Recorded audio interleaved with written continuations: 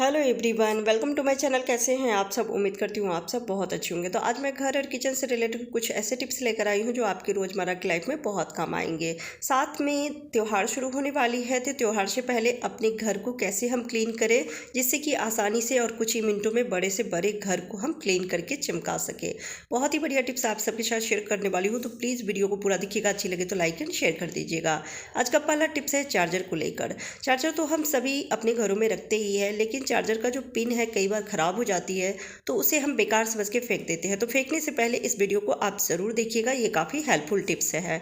तो अब ये तो बहुत ही बढ़िया वाला है, तो मैं इसे हटा देती हूँ और जो पुराना वाला है इसे मैं ले लेती हूँ।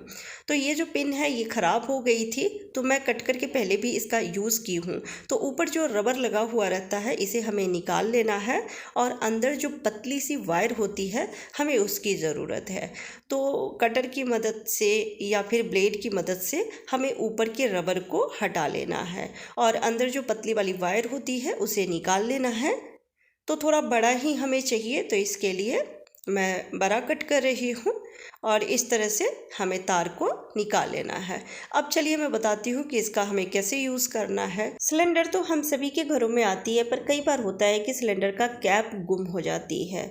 जैसे सिलेंडर हम नया लेकर आए लेकिन उसके कैप में धागा नहीं लगी हुई है, तो किसी तरह से हम उसको खोल तो लेते हैं। वैसे धागा के बगैर उसके कैप को खोलना काफ़ी दिक्कत होती है, क्योंकि जो उसमें पिन लगी रहती है कैप में, उसको हम पीछे की तरफ पुश करते हैं, उसके बाद ही ये कैप खुलती है।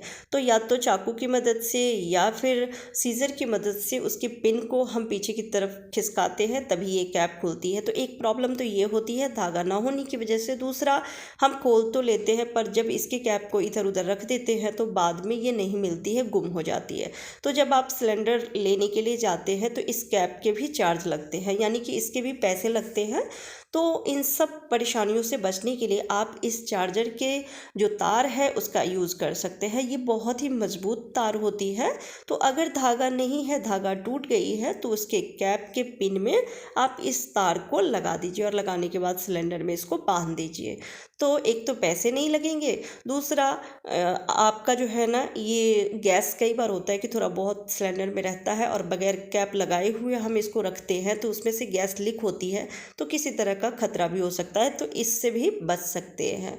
तो ये बहुत ही बढ़िया तरीका है और ये धागा इतनी मजबूत होती है कि फिर ये आसानी से टूटने वाली नहीं है, निकलने वाली नहीं है। तो ये बहुत ही बढ़िया आइडिया है। आपको कैसा लगा कमेंट करके ज़रूर बताइएगा। चलिए अगला टिप्स देख लेते हैं। अगला टिप्स है फ्रूट या फिर हरी सब्जियों को लेकर। ज़्यादातर जब हम मार्केट से सब्जी लेकर आते हैं तो इस तरह की थैली में आते हैं, तो कई बार होता है कि जल्दबाजी में हम ऐसे ही थैला सहित फ्रिज में रख देते हैं, पर इससे सब्जी बहुत जल्दी ख़राब होने लगती है, क्योंकि जब हम इसको अच्छे से बांध के रख देते हैं तो इसमें हवा नहीं जाती है, जिस वजह से मॉइस्चर बनने लगते हैं और उस नमी की वजह से सब्जियां जल्दी गलने लगती है, ख़राब हो जाती है। तो सब्जियां खराब ना हो और लंबे टाइम तक आपकी सब्जियां बिल्कुल ताज़ी फ्रेश रहे, तो इसके लिए आप पिल्लो कवर का इस्तेमाल कर सकते हैं। चादर फट जाती है पर पिल्लो कवर वैसे ही पड़ा रहता है घर में, तो आप इसका यूज़ ले सकते हैं। बस अच्छे से उसको वॉश कर लीजिए और वॉश करने के बाद चाहे फ्रूट हो या फिर हरी सब्जियां हो, आप इस पिल्लो कवर में रख सकते हैं। इसके एक फ़ायदे ये है कि ये कपड़ा होता है तो इसमें नमी नहीं बनती है, और अगर थोड़ी बहुत नमी सब्ज़ी में होगी, जैसे हम सब्ज़ी वॉश करके फिर फ्रिज में रखते हैं, तो अगर आप इसमें रखते हैं तो जो थोड़ी बहुत पानी होगी ये एब्जॉर्ब कर लेगी, इससे सब्जियां खराब नहीं होगी। और अगर फ्रिज में भी रखते हैं तो नमी नहीं बनेगी, जिसके कारण सब्ज़ी या फिर फ्रूट एकदम ताज़ी फ्रेश बनी रहेगी, ख़राब नहीं होगी। ये बहुत ही बढ़िया तरीका है, आप एक बार इस तरह से रख के देखिएगा और पिल्लो कवर का भी बहुत अच्छे से यूज़ हो जाएगा। अगला टिप्स है झाड़ू को लेकर। झाड़ू हम सभी लगाते ही है सुबह शाम, लेकिन कई बार होता है कि झाड़ू लगाते समय खाने पीने का जो टुकड़ा होता है वो झाड़ू के अंदर फंस जाती है और जिसकी वजह से झाड़ू में चींटियाँ लग जाती है। अगर घर में छोटे बच्चे हैं तो कुछ मीठा खाए हैं और अगर उन्होंने गिरा दिया है, तो झाड़ू लगाते समय अगर वो मीठा लग गया है झाड़ू में, तो चींटियाँ उसमें घुस के बैठ जाती है तो उसको निकालने के लिए या तो हमें धूप में रखना होता है, पर कई बार होता है कि जब हम धूप में भी झाड़ू रख देते हैं तो वो झाड़ू के अंदर छुप जाती है चींटी, लेकिन भागती नहीं है। तो इसको निकालने के लिए, चींटी को भगाने के लिए बहुत ही बढ़िया तरीका बता रही हूँ कि आप ले लें हल्दी।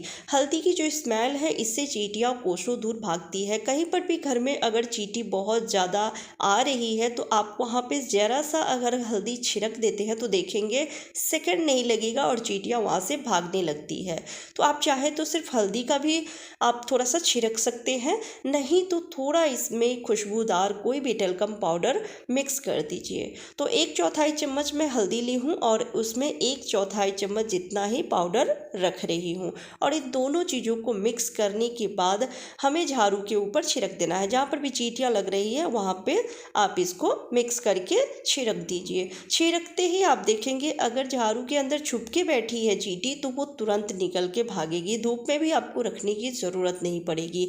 ये बहुत ही बढ़िया और आजमाया हुआ टिप्स है, एक बार आप ट्राई करके ज़रूर देखिएगा। हल्दी और पाउडर को मिक्स करके और रख देना है, और रखने के बाद आप तुरंत इससे नहीं हटाइएगा या फिर यूज़ नहीं कीजिएगा। थोड़ी देर के लिए इसको छोड़ दीजिएगा जिससे कि चींटी अगर इसके अंदर छुप के बैठी है तो वो निकल के भाग जाए। चलिए अगला टिप्स देख लेते हैं। अगला टिप्स बहुत ही यूज़फुल है। अभी त्यौहार का सीज़न आ रही है, जैसे दिवाली आ रही है, तो दिवाली में हम सभी अपने घरों की क्लीनिंग करते हैं। तो बाथरूम की टाइल्स हो गया या फिर किचन हो गई या फिर रूम हो गया, तो उसकी क्लीनिंग अच्छे से हम सभी करते हैं, खासकर त्यौहार के दिनों में तो करते ही हैं।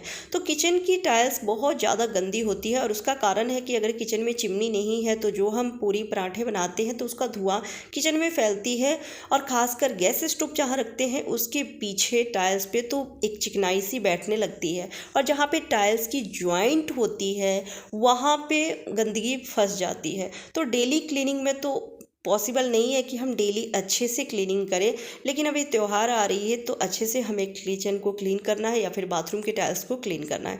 तो इसको क्लीन करने के लिए हम कंघी का इस्तेमाल कर सकते हैं, क्योंकि कंघी की जो दांत होती है वो बहुत ही नुकीली होती है और इससे बहुत अच्छे से छोटी जगह में क्लीनिंग हो जाती है। तो सिर्फ कंघी से क्लीनिंग नहीं होगी, कंघी के साथ साथ हमें चाहिए एक पुराना सॉक्स और साथ में चाहिए हार्पिक, क्योंकि हार्पिक में अनेकों तरह के केमिकल्स होते हैं जो क्लीनिंग में काफ़ी हेल्प करते हैं। और अगर बहुत ज़्यादा टाइम का ये गंदा बैठा हुआ है तो ये आसानी से कंघी से तो नहीं निकलने वाली है, तो इसके लिए हमें हार्पिक चाहिए। तो आप देख सकते हैं कि गंदगी किस तरह से निकल रही है। और अगर बहुत ज़्यादा गंदा है किचन का टाइल्स या फिर बाथरूम के टाइल्स, तो एक बार में अगर क्लीन अच्छे से नहीं होती है तो काफ़ी हद तक क्लीन हो जाएगी। जब सेकंड टाइम आप क्लीन करेंगे तो एकदम टाइल्स चमक जाएगी। तो मैं यहाँ पे एक पुराना सा सॉक्स ली हूँ। यहाँ ध्यान रखिएगा कि पुराना ही सॉक्स लीजिएगा, क्योंकि नई वाली सॉक्स लेंगे तो वो फट जाएगी, क्योंकि जब हम क्लीन करते हैं और हार्पिक डालते हैं इस पर तो ये कपड़े बहुत ही कमज़ोर हो जाते हैं और घर्षण की वजह से फट जाते हैं। तो बच्चे या फिर बड़ों का कोई भी पुराना सॉक्स हो, फटा हुआ हो, वो आप ले लीजिएगा। और अब हमें ले लेना है हार्पिक। तो हार्पिक टॉयलेट वाला ना लेके जो हम अलग से रखते हैं क्लीनिंग के लिए वो इस्तेमाल कीजिएगा। तो सबसे पहले तो जहाँ खात बना हुआ है टाइल्स, जहाँ ज्वाइंट है, वहाँ पे हमें हार्पिक को थोड़ा सा लगा देना है। तो इसमें थोड़ा मैं लगा देती हूँ हार्पिक को, और 5 मिनट के लिए छोड़ देना है, जिससे कि गंदगी जो है वो फूल जाए और फिर आसानी से क्लीन हो जाए। तो मैं सारी जगह हार्पिक लगा दी हूँ, और अब कंघी को मैं सॉक्स में रख दी हूँ, यानी कि सॉक्स पहना दी हूँ कंघी में, और उसके ऊपर भी थोड़ा सा हार्पिक हम लगा देंगे। और लगाने के बाद अच्छे से हमें क्लीन करना है, जहाँ जहाँ ज्वाइंट है वहाँ पे अच्छे से हमें क्लीन करना है। दांत के घर्षण की वजह से ये आसानी से क्लीन हो जाती है। और क्लीन करने के बाद फिर कंघी हमें निकाल लेना है और सॉक्स के ऊपर थोड़ा सा हार्पिक डाल के और टाइल्स के ऊपर भी क्लीन कर लेने हैं, क्योंकि चिपचिपाहट बैठ जाती है। तेल या घी या फिर मसाले जो हम बनाते हैं, सब्जी बनाते हैं, तो उसका धुआं, चिपचिपाहट बैठ जाती है पूरे किचन के टाइल्स पे। तो उसको हम इस तरह से क्लीन कर सकते हैं। उसके बाद कोई दूसरा कपड़ा ले लीजिए और इससे इसको अच्छे से पोंछ लीजिए। तो बार बार कपड़े को गीला करके धो के और फिर पोंछ सकते हैं, क्योंकि हार्पिक की जो स्मेल है वो काफ़ी देर तक रह जाती है। तो 2-4 बार जब आप इसको धोएंगे, साफ़ करेंगे, तो स्मेल भी चली जाएगी और बहुत अच्छे से टाइल्स चमक भी जाएगी। ये बहुत ही बढ़िया तरीका है, आप एक बार बार ट्राई करके ज़रूर देखिएगा। इससे चाहे कितना भी गंदा बाथरूम की टाइल्स हो या किचन की टाइल्स हो, फर्श हो, बहुत ही आसानी से और फटाफट ये क्लीन हो जाती है बहुत ही बढ़िया तरीके से। तो त्यौहार आने से पहले इस टिप्स से आप अपने घर को खूबसूरत बना सकते हैं, चमका सकते हैं, मिनटों में क्लीन कर सकते हैं। कैसा लगा आपको ये टिप्स कमेंट करके ज़रूर बताइएगा। अच्छी लगी हो तो वीडियो को लाइक एंड शेयर कर दीजिएगा। Bye bye, take care.